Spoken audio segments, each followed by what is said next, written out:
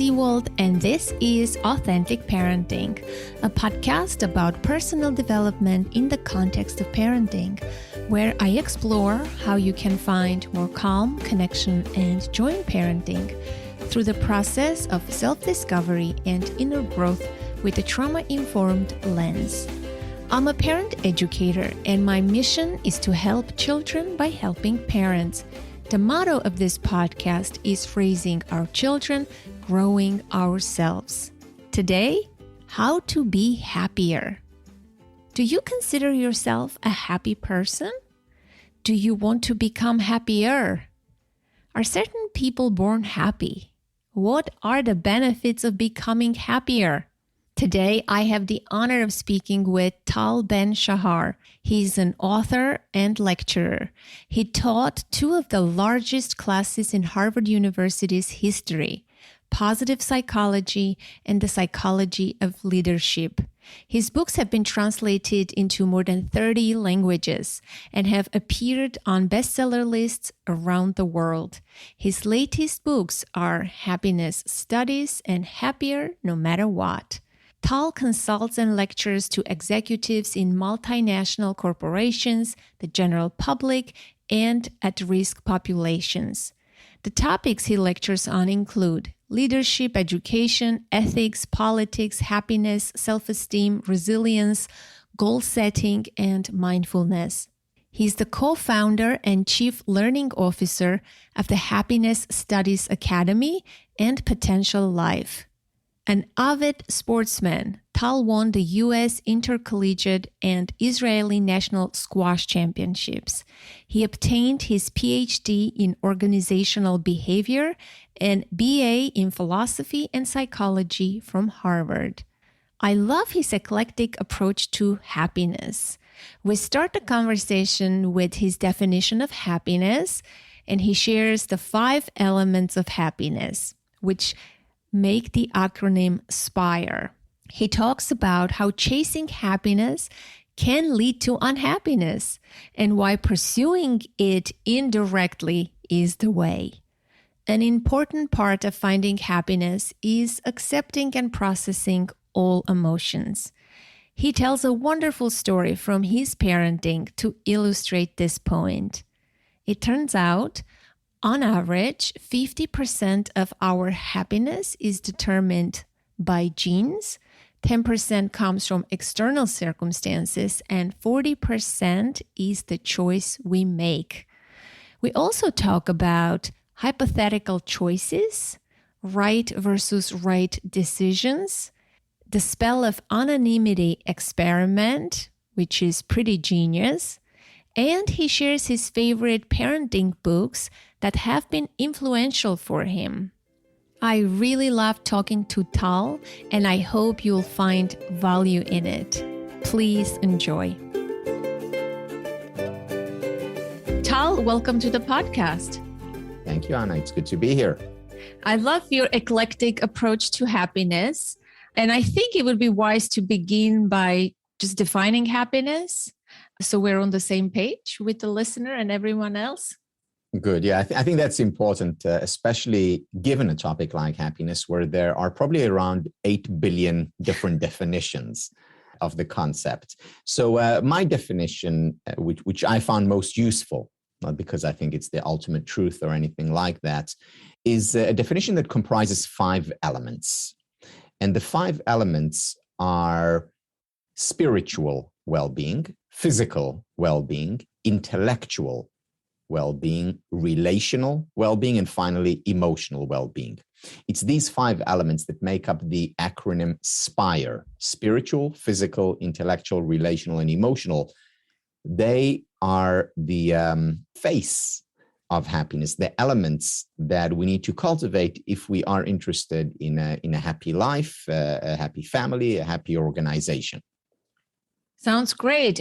I think with this podcast, I hit all 5 elements. Having this podcast, having created and hosting over the past 6+ years, it made me a lot happier.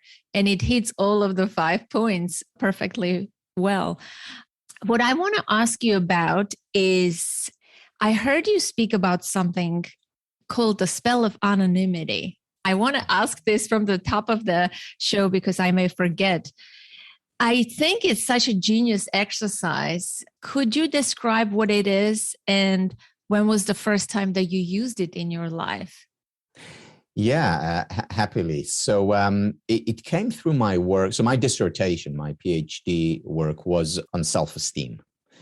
Essentially, what I showed in my research is that self-esteem comprises at least two elements, one which is dependent, the other which is independent. The dependent element is generated through positive feedback, for example. So if someone tells me, oh, you gave a good lecture, or, this is a great idea, like what you just told me now, then that increases my self-esteem, of course. But this is dependent self-esteem, dependent on other people. Then there is also independent self-esteem, which is self-generated, which comes from a place of doing what we're passionate about, what is personally meaningful to us, independent of what other people think or say. Now, it's important to have both because we are social animals. We do care about what other people say, and it's important to acknowledge that. At the same time, it's also important to generate the independent sense of self. The spell of anonymity exercise came in order to do that. So let me quickly explain what the spell of anonymity is.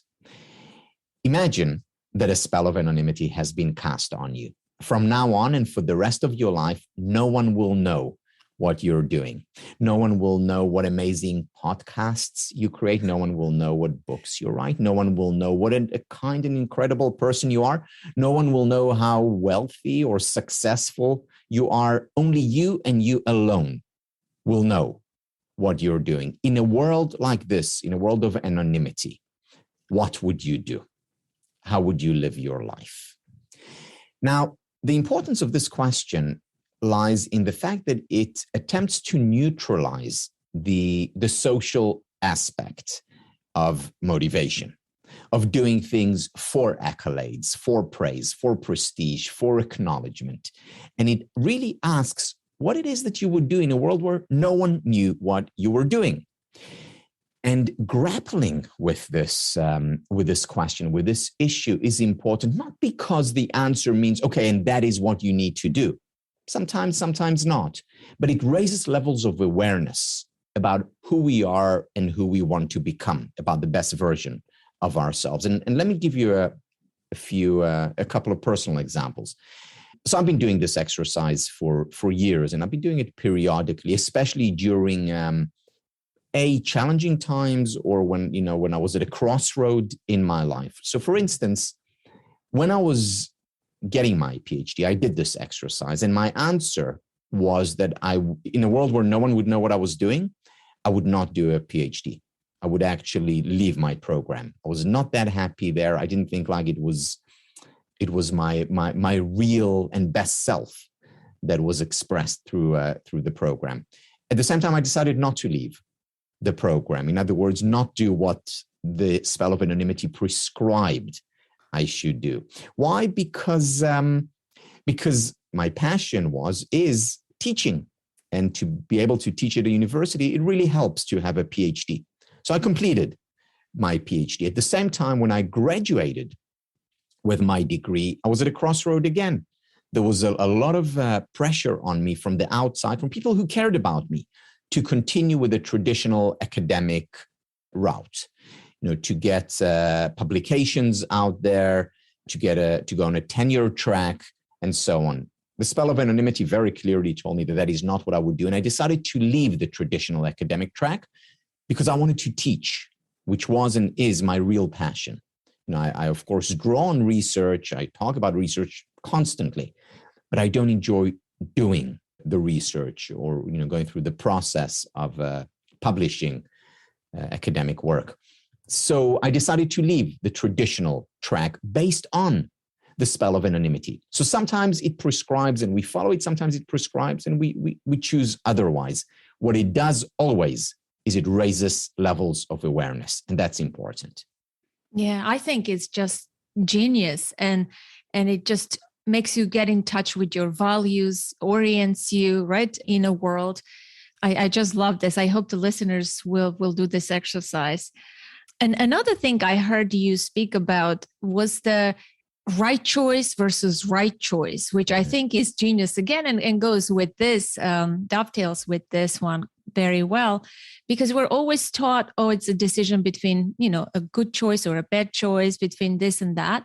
But sometimes it's the right choice versus right choice. Can you speak about that too? Oh, yeah, I'd love to. So this is an idea that I was introduced to through the work of Joseph Badaracco, who was a professor at Harvard Business School. And Badaracco talks about the fact that he talks about mostly in the business context, but it applies to any decision we make. He says the easy ethical decisions are right versus wrong. Am I nice to someone or do I hurt someone? Am I, moral, immoral? Easy decisions. Of course, we all want to be, moral, honest, nice, kind, generous, and so on. The difficult decisions that he points to are not right versus wrong decisions. They are right versus right decisions. And it turns out that there are many right versus right decisions that we encounter literally day in and day out. I'll give you an example from parenting. Do we say no to our child when they ask for something, or do we say yes? Well, let's say they want a new toy. It's a right versus right decision, usually, because it's right in that to say yes, in that we want them to be happy or to experience pleasure at the very least. And they want it, and it will make them smile, make them feel good. Of course, it's right. That's, we want our children to feel good. At the same time, often there is also a no argument. We don't want to spoil them. We don't want to make them feel entitled. And that in the long term doesn't necessarily, but it could have negative consequences. So this is a hopefully, simple, straightforward, but it is a right versus right decision. Or do we set boundaries for them? Do we chastise them? Let me share a personal example. So yesterday, I had a right versus right decision with our youngest kid who's 13. So he was preparing to go to school, and he made lunch for himself. And, he was cooking in the kitchen and making stuff and cutting salad for himself. And I thought, wow, this is incredible. He should continue. I was getting ready to take him and our daughter to school, and he wasn't ready. And he ended up being late, and I had to, instead of taking them to the bus, I had to take them to their school, which is further away. And I had a webinar coming up, so it messed up the schedule for my wife eventually and for myself. So I'm at a dilemma here, because on the one hand, I really like initiative. And, I love the fact that he did get up early to do it. He just didn't manage his time properly to be ready at, 10 minutes after 8. So do I chastise him for not being on time, or do I celebrate his initiative? And again, I don't know if I chose the right one among the right versus right. It was sort of a combination. I said, you have to manage your time better. And I also praised his initiative. And I said, it was, you put so much effort into your into your breakfast, and you made your sister, or to your lunch, and you made your sister as well. And that's wonderful. But that's a right versus right decision, which I faced yesterday. Bigger right versus right decisions. Does a political leader go to war? With war, yeah, you can say, well, I'm a pacifist, I never go to war. But if Winston Churchill or Roosevelt would have said, we never go into war, I probably wouldn't be alive today, and we would have been enslaved by fascism. So it's not that war is always wrong. It's a right versus right decision. You go to war, people will get hurt. Innocent people get hurt. Even in just wars, innocent people get hurt. So not going to war is right. At the same time, going to war is right. It's a right versus right decision. Do you tell your partner who just had a haircut that you think it looks awful? I don't know. Is it all right? Can he do anything about it? Or is it, are you just going to make him feel bad about himself by saying it? I don't know. So these are right versus right decision, from the simple, most trivial ones to the life-changing right versus right decisions. The key here is to understand that we face them. And when we face them, to take our time thinking about them. Because yesterday, for example, the mistake that I made, and I think the reason why I didn't handle it as I would have wanted to handle it, was because I didn't take time. Because I just reacted, as opposed to say, okay, I'm facing a right versus right decision here. What do I want to do? What's the best version of myself, again, that I want to bring to this? We need time for those. Yeah, true. I think with your sons making lunch, I'm thinking, how would I have handled that? I think I would have appreciated the effort and his initiative more, because being late, it's already late, right? It's another skill that he can develop, and you can talk about it later. I think addressing the taking initiative is far more important than him being late. We can talk about him being late and how he can manage his time better. What could you do next time? How much time do you thought you had? My daughter is 14, so I face those kind of challenges every day. But I think for me, the spotlight is on the initiative, right? And encouraging him to do so in that moment, but later addressing the other part too, right? Because we're already late. What's the point of talking about it? He's not going to do anything about it. It's a future goal. And why spoil everyone's mood even more, right? I don't know. It's interesting. Parenting decisions are always challenging. Yeah, my daughter wanted an Apple Watch. And of course, it's not a necessity. And I said no, knowing that I don't want her to have this device. And it was a right versus wrong decision for me. It was an easy one, but sometimes the right versus right is hard. Yeah. And you're right. You need to take time to examine, because you have to live with those decisions yourself. Is happiness a choice? Are certain people born happy? What can you say about the happiness set point? Is that a thing? I'm curious. So there are multiple questions here, yes. Anna. So let me break it down. First of all, is happiness a choice? Because that's a very important question that can lead us to a critical element of the science of happiness, and that is a paradox that exists within the literature on happiness. And the paradox is as follows. On the one hand, happiness is important. It's important for us to be happy. It's important for us that our children are happy. It's a value. Not only is it a value in and of itself because it feels good to feel good, also increasing levels of happiness makes you more creative, more productive, physically healthier. It leads to better relationships, whether it's with the kids, partners, or professional relationships.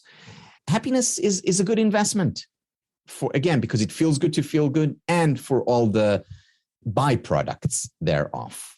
So we have that on the one side. On the other side, we have research by the likes of Iris Moss that tells us that if we wake up in the morning and we tell ourselves, I want to be happy, I've made the choice to become happy. Happiness is important for me. It's a value for me. We're actually likely to be less happy. That is actually likely to decrease our happiness levels. Houston, we have a problem. Because on the one hand, we know it's important. On the other hand, don't value it. Don't choose it. Do we fool ourselves? Wake up in the morning and say, happiness is not important for me. It's not a value for me. Wink, wink. It really is. No, of course, self-deception is not the way to a happy life. So what do we do with the two sides of this conflict? How do we resolve it? And the answer is that we pursue happiness. We value it indirectly. Let me explain this through a metaphor that helped me understand it. So imagine going outdoors and the sun is shining and you look up at the sun. What happens? You hurt yourself. It burns. So looking at the sun directly leads to unhealthy and negative outcome. However, what if I go outside and then take a prism and have the sunlight go through the prism? In other words, the prism breaking the sunlight, and then I look at the ray after it has been broken. I look at it indirectly. Then I can enjoy it, savor it. then it's the beautiful colors of the rainbow. Very similar to happiness.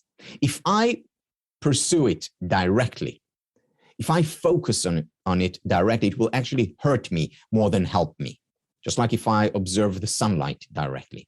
However, if I break it down into its elements, the metaphorical colors of the rainbow, and pursue those, then I can increase my levels of happiness, enjoy the journey and the destination.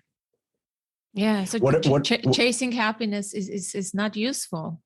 It's not chasing happiness directly is not useful. Pursuing happiness indirectly, in other words, pursuing the elements that happiness is made of, that can contribute to happiness. Now, what are these elements? I go back to where we started. These are the spire elements: spiritual, physical, intellectual, relational, and emotional well-being. These are the metaphorical colors of the rainbow applied to the field of happiness. So for instance, let's take physical well-being. If I wake up in the morning and I say to myself, I'm going to be happier, I want to be happier, that will hurt my happiness. That's happiness directly. But if I say to myself, I'm going to exercise more, I've not been exercising enough, or I'm going to start a meditation practice. These are all indirect ways of pursuing happiness. Or relational well-being. I'm going to spend more quality time with my family. When technology is off and I can just focus on being present with them, that's an indirect way of pursuing happiness that will increase my happiness levels. That's why I like your model very much, because it has all those ingredients, 5 elements, and you can make deposits into each of them and take stock from time to time to see where you're at in your life and increase either your relational aspect or your spiritual perhaps, or, oh, I haven't been exercising, maybe I can do that. And it gives people more concrete sort of avenues for pursuing happiness. Because if somebody says, I want to be happy, like, where do I start? What do I do? Right? I think you're giving a really good pathway here, and everybody can assess for themselves where do they have to start and what deposits they have to make in each of the areas, and not sweat too much and worry too much, obsess about chasing happiness. And Anna, if I can just say something about that, it may seem overwhelming for many people who start or consciously start on the journey towards happiness, because it is overwhelming. There are so many books out there and so many theories out there, 8 billion of them. And there are so many workshops and classes. Where do I start? And I read in the newspaper, do this and do that. And my friends tell me to do, because everyone has an opinion, of course, about the good life. And the question is, where do we start? And the answer is, we start small and consistently, and we experiment continuously. Again, we start small and consistently and experiment continuously. So what if someone is already happy and they are not aware of it? But they are stuck in the mindset. They compare themselves, they hear messages in social media, or there, like you said, there are many books and podcasts and things that tell you the importance and value of being happy, and you see everybody else is happy except you. But what if you are happy and you're not aware of it? There are 2 aspects here. On the one hand, it is very important to first and foremost appreciate where you are, appreciate what you have, celebrate, savor the good things in your life, which will point out to most of us, not all, but to most of us, that we are to a certain extent happy. At the same time, and this is the second step, we also need to think about, and we often do because this is natural part of human nature, how can I become happier? Because even if you find someone who's very high up on the happiness scale, certainly compared to other people, this person can become happier. This person can become maybe more content, calmer, make better right versus right decisions, or whatever it is. We all have things that we can learn and can improve on. The journey towards a happier life ends when life ends, not a minute earlier. Yeah, that's a wonderful point. So is the happiness set point a real thing? Yeah, so genes do matter. Genes and very early experiences that we have no control over, in fact, matter a lot. And let me share with you the model around this idea. So the model is the pie chart, or has been known as the pie chart of happiness, where if you have our happiness as 100%, 50% of it on average depends on genes and very early experiences. 50%, that's a lot. 10% depends on external circumstances, such as where we live, such as how much money we have, such as the weather and other external factors. The remaining 40% of our happiness pie, that depends on our choices, the big and the little choices that we make on average. Now, the reason why I'm emphasizing on average is because these numbers vary a great deal among people. For example, 10% circumstances on average, that's not a lot. But a person who's now living in the Ukraine and their home is being bombarded, their family is being bombarded, the external circumstances, you can be sure, matter a lot more than just 10% of their happiness levels. Or take another, unfortunately, very common example, a person living in poverty. You can be sure that their external circumstances impact their happiness levels by much more than 10%. However, if basic needs are met, whether it's for security, shelter, for basic, food needs, education, once basic needs are met, then it's just 10%. Similarly with genes, some people are born with genes that are very strongly prone to anxiety or depression. Their happiness levels is going to be affected by more than 50% by their genes. On the other side, there are people who are born with very resilient, they're naturally very resilient brains. And their happiness levels is going to be affected by more than 50%, thanks to their genetic makeup. But on average, 50%. Now, what about choices? How is that an average? You see, this goes to an important point that I indirectly alluded to earlier, and that is the importance of the rhetorical choices that we have in our lives. Now, rhetorical choices are rhetorical questions. When I ask my kid, do you want daddy to be angry? Rhetorical question, of course I don't. It's the same way we have rhetorical choices that we have in our life. For example, I'm asking you, Anna, do you prefer to appreciate the good things in your life? Whether it's your podcast or your work or your family and friends and your loved ones. Do you prefer to appreciate those things, or do you want to take them for granted? Of course, rhetorical, right? Yeah, of course, yeah. Rhetorical question, easy. And most people, if not all people, would answer in the same way. Yeah, of course, we want to appreciate the good people, the good things in our lives. And yet, most people, most of the time, take the good things in their lives for granted. In other words, we have a rhetorical choice here, and yet most of us, most of the time, make the wrong choice. So what do we do about this?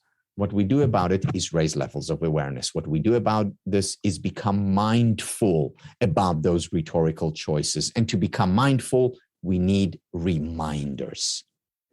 We need reminders in our lives so that we can make better choices.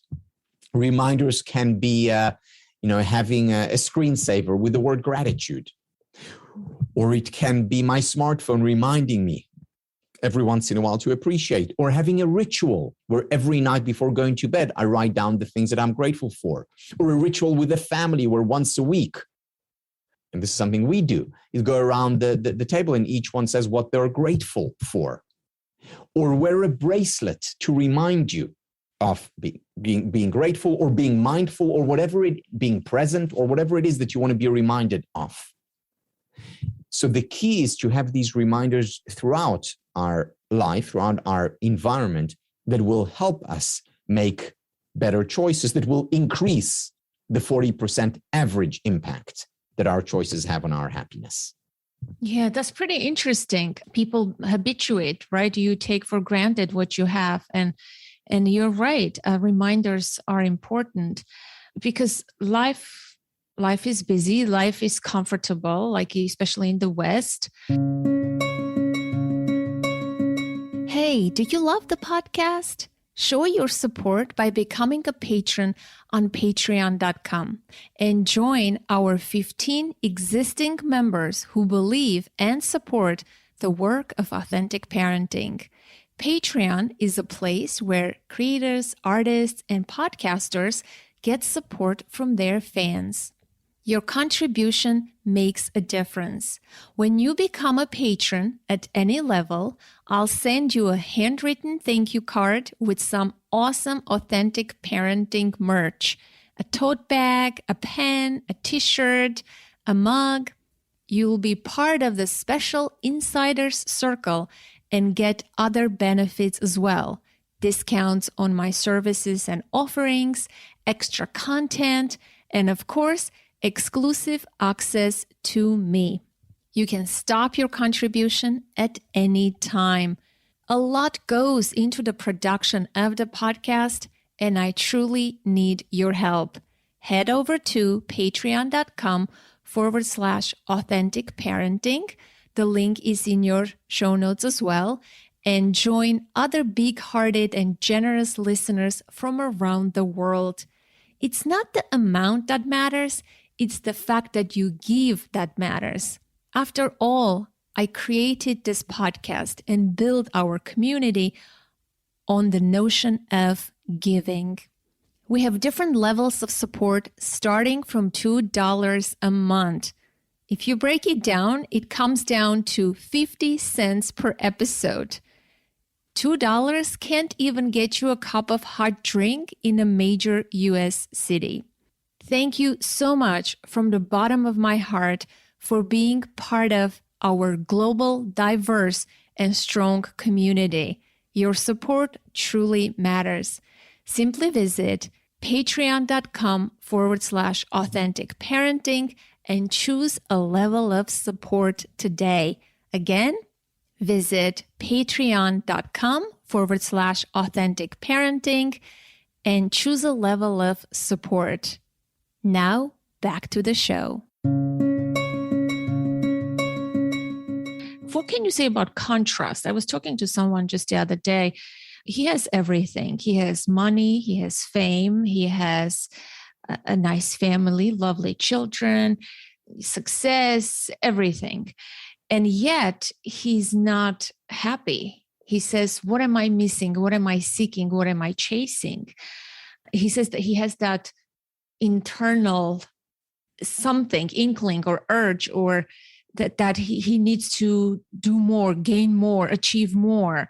And he said this word contrast, that his life doesn't have much contrast, meaning he didn't have much adversity. And then, if you have adversity, then when you have good things, you appreciate more. Like I come from Armenia. Of course, I appreciate life in America. I experienced a lot of hardship where I was hungry. We had no food. We had no electricity. We had no running water at some point, no shelter. The earthquake happened. So for me, I don't take those things for granted, but not everybody has to have a horrible life to appreciate the good life, especially our kids, right? Like we worry about kids growing up, now is, let's say my daughter's generation, they have everything. We give our children everything. We don't want them to be entitled, but we also want them to appreciate. But without that contrast, is it possible to appreciate those good things? Yeah, it's certainly more difficult to appreciate good things in our lives without the contrast. Having said that, contrast doesn't guarantee appreciation. There are many people who had difficult childhood, difficult experiences, and initially, when they come into a better, easier, perhaps even more luxurious life, initially they certainly appreciate it, but that doesn't last long. We even adapt to that. Yes, having that contrast makes it easier because you have a real experience with which to contrast, but it doesn't guarantee appreciation. So let me address this on two levels. First, what your friend is talking about mostly is a misconception that most people around the world have, whether they live in first or third world countries, whether they have a difficult life or an relatively easy life. And the misconception is that success leads to happiness. And success can be described in different ways. It could be a financial success. It could be prestige and accolades. It could be, likes on Instagram. So, we all have, different definitions of success, but success equals happiness. And that leads us to what I've come to call the arrival fallacy. The arrival fallacy is the mistaken notion that when we arrive, when we get to a certain milestone, then we will become happy. So for me growing up, it was, I was a professional athlete. When I win this tournament, then I'll be happy. And when I wasn't, it wasn't that tournament, it was actually that tournament, which is more prestigious, then I'll be happy. Or later, when I get into Harvard, then I'll be happy. Or when I get my dream job, or when I make this amount of money, or when I find my partner. This is all part of the arrival fallacy. I'm not belittling ambition, hard work. I'm certainly not belittling finding, the right partner, even though I don't subscribe to the notion of the right partner. So I think all these goals are fine, but they're not the path to happiness. They're not the secret to happiness. And what it sounds like that he's struggling with is the arrival fallacy, the misconception that getting somewhere, arriving somewhere, that is what will lead to happiness. It won't. What does lead to happiness? Appreciating what we already have, or spending quality time with people we care about and who care about us, or exercising regularly, or learning to be more mindful, more present, or doing something that is personally meaningful to us, or taking enough time for recovery from the very stressful lives that we're leading, or accepting and embracing painful emotions as a natural part of life. These are all different ways, and there are many of them. There are different ways of increasing levels of happiness. But if we rely on success, if we rely on getting somewhere, achieving something as the path to happiness, we are setting ourselves up for failure when it comes to life's ultimate currency, which is happiness. Yeah, this is connected to your original research, right? The self-esteem. You said there are two directions, the dependent and independent. So if we hinge our happiness on external things only, of course, they may not exist at some point, then that's a fallacy. But can we generate enough internal happiness? I guess the answer is both. So that there is hedonic happiness and eudaimonic happiness, right? Can you talk about that? I want to ask more about the meaning and happiness, purpose and happiness connection. Yeah, I will talk about this, Anna, but I must say I can't let another topic go, which you mentioned in your previous question, and that is about what we do for our kids. Especially if we can do a lot for them. There is wonderful research by Sunia Luthar from Columbia University on the underprivilege of privilege, on the fact that we very often see very similar symptoms among the very wealthy that we see among the very poor. Symptoms in terms, drug abuse and alcohol, in terms of meaninglessness, in terms of depression and anxiety. And the question is why? And the answer you touched upon in your question when you said that we sometimes do too much for them and we create a sense of entitlement. And I want to share a personal story here, which for me was life-changing in terms of how I parent. So this was when David, our eldest son, was 3 years old. He's now 17. So when he was 3 years old, he had a favorite toy. His favorite toy was a little Superman doll. And he really loved that doll. He would walk around with it everywhere. We would take it to daycare. At night, Superman would sleep on his pillow right next to him. And he would talk to it and play with it for hours on end. And one day, Tommy, my wife, and I picked him up from school, and we went home. And at that time, we lived in an apartment building on the 10th floor. So we walk into the elevator. My wife and I are chatting, and he's talking to Superman, of course. And we go up the elevator, and then we get out. And as David walks out, Superman falls. He drops it. And you guessed it, falls right into the elevator shaft, into the pier. Gone. This Superman doesn't fly. Not even mom and dad can save the Superman. David, of course, begins to cry. I'm about to say something to David, but as is often the case, my wife knows exactly what I'm going to say before I open my mouth. And she puts her hand on my hand, stopping me. Now, what I was about to say was, David, don't worry. I'll get you another Superman. I'll get you another 100 Supermen. I can afford it. But she stops me. We walk into the house. David runs to his room, continues to cry his eyes out. And I say to my wife, I said to her, Tommy, why did you stop me? Listen to our son. He's in agony. And she says to me the following sentence. She says, Tal, do not deprive David of the opportunity to learn to grow from hardship. Do not deprive David of the opportunity to learn to grow from hardship. And this was so important for me to listen. It's so important for us parents to hear. Because if you think about it, this is how children learn and grow and become more resilient and stronger and better able to deal with hardships that life throws at us organically, naturally. Now imagine this. Imagine you go into the gym and all the weights are set on 0. And you begin to lift weights and everything is on 0. It's all easy. It's so fun. But you won't get stronger. It's the same way with our psychological muscles. In order to get stronger, we need struggles. Maria Montessori said it beautifully. She said, do not do for the child what the child can do for her or himself. So if the child can deal with the hardships and difficulties themselves, let them do it, whether it's social challenges, whether it's tying their shoelaces. Let them struggle. That's important. Now, to a point, of course, we need to protect our children when necessary, but so often it's not necessary. And we can let them struggle themselves. We can let them solve problems, challenges themselves, from little ones to big ones.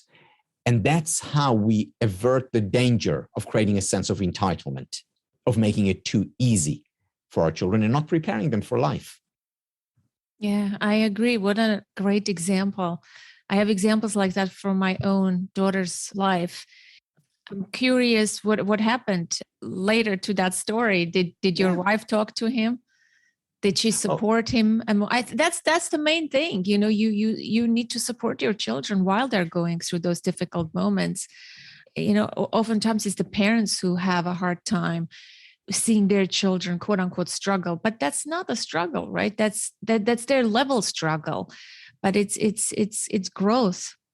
When they come out on the other side with the support of loving parent who is there while they're experiencing this hardship and crying, and you're not changing their reality. You're not saying, oh, I'll buy you 100 Superman, or don't cry. What? That's not a big deal. Oh, come on, let's go have a snack, minimize, distract. We use all sorts of techniques, except the most important one, allowing the child to feel what they truly feel.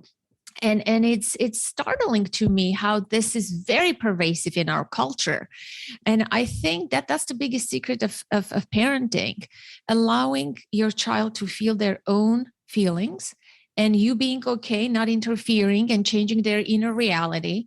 If you can offer support, but don't minimize, dismiss, or try to make it better, or cheer them, or fix it or rescue it or replace the thing. It's like so hard for many people. If you can only translate what they're saying or what they're going through, their experience, and put it into words, Let me give you an example. Yesterday, I was doing a home visit for my client.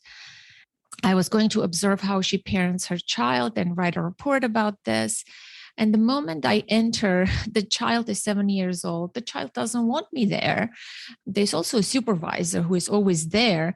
And so this child has 2 hours with her parent. And now there is like the third party, there's 2 people, and the child starts to cry. And that person is garbage, let her go. She's referring to me, and I don't want this. And she's, acting out, as other people may say. But of course, I have a different understanding of this. And I'm curious what the mother is going to say or how she's going to handle. And the mother goes, no, that's my friend. Don't say things like that about my friend. She's not garbage. She's very nice. Well, by saying that statement, she's completely missing her daughter's inner reality, right? What the child is feeling. And then, and then she continues in the same spirit by saying, get up, wipe your tears, come say hello, cajoling and forcing and not addressing the feelings or allowing it just to happen in this moment. And then I said, I'm going to interfere in this moment. So I went there. She was crying on the floor in the kitchen, covered her with her hands, covered her head. And I just kneeled and I said, I'm so sorry. I didn't know that. No, I said, I'm so sorry. It's hard for you because you have 2 hours with mommy and her friend showed up. I didn't know. I said that. Obviously I lied. I came to witness them, observe them, but I said, pretending I'm mom's friend. I said, I'm sorry, I'm infringing on your time, and, validated what she was going through. And she just pulled her hair, looked at me, and she gave me a smile. I said, hi, I'm Anna, by the way. Nice to meet you. And she shook my hand and sort of got up and said, okay, let's go ride a bike. And she went outside. It was just this moment that you can witness and connect. A validation, connecting to her inner experience and not denying or rejecting. And we do that with adults. We do that with children. We do that with everyone. It's so just hard to be present and witness someone to be in pain for just a little bit. Yeah. It reminds me of another experience, something that I've learned from Haim Ginott. Oh, I love his work. Yeah, he inspired me to become a parent educator. No, I'm not surprised. Yeah. His work is incredible, and of course, his students' work, Maslish and Faber, is also remarkable. And one of the things that he talks about is, what happens when a child, a new child, comes home. So, you have one child and then a second one comes home. What happens in the first child's mind and heart? And again, our inclination is to tell the first child, you have to love your sibling. And, if they express anything but love, then we negate it. No, you're not upset with her. No, you don't hate her. No, you don't. You're not angry at her. You love her because we're one big happy family. That's the inclination, and it's wrong. Because the example that he gives is, imagine if you're in a monogamous relationship, and your partner brings someone home, and tells you, you have to like this person. You have to love. Your sister, wife. Exactly, or brother, husband, or whatever combination you prefer. So that would be ridiculous, because most partners would just leave that relationship. Not all, it works for some, but most would leave. Now the child can't leave. The child has to stay, and you tell him you need to love that new person that's taking away time and attention from you. It's very natural to feel anger or hatred or frustration. And when we tell the child, don't feel that, you have to feel something else, we're negating part of their humanity.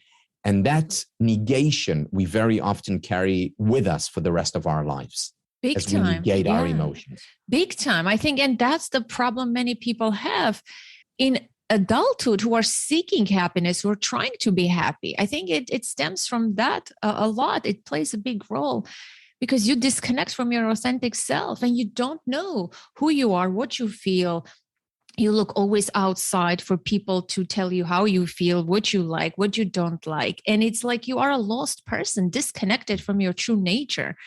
And once you start feeling your feelings, I think that's the biggest part of parenting. If we can give the gift of just witnessing, honoring, and allowing them to feel all of their emotions, and us just being present and validating and listening and supporting emotionally. That's the key. That's the That, that, key. that's exactly right. And this is where it's very important. And again, I'm drawing on Haim Ginott, very important to distinguish between emotions and behaviors. Because emotions are emotions, they're not good or bad. They need to be validated, acknowledged. When it comes to behavior, that's a different story. Because while I ought to allow my child to experience any and all emotions, I also ought to set very clear boundaries on their behavior. Yeah, you can experience hate, anger, any emotion towards your sibling. You can't hit them. So this distinction is an important distinction to make. Yes, yeah, I agree. Yeah, glad you brought that up. So where we go from here? We we started talking about parenting. Are you passionate about talking about parenting? Is this an important topic for you? Yeah, very much so. And I'm passionate about it, because the most important people in my life are my children, my family.